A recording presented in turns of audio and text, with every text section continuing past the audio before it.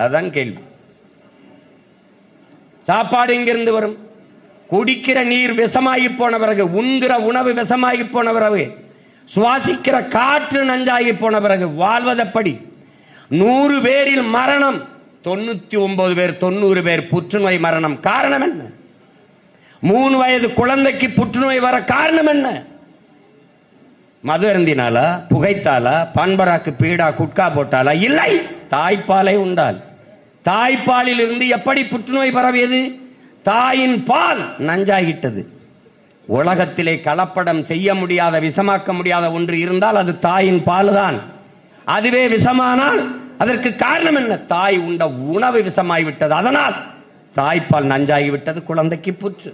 வாங்க புற்றுநோய் மருத்துவமனைக்கு போலாம். 3 வயது 2 வயது குழந்தைகள், பிஞ்சு குழந்தைகள் புற்றுநோயால் அவதி உறுவதை நீங்கள் பார்க்க முடியுதா இல்லையா?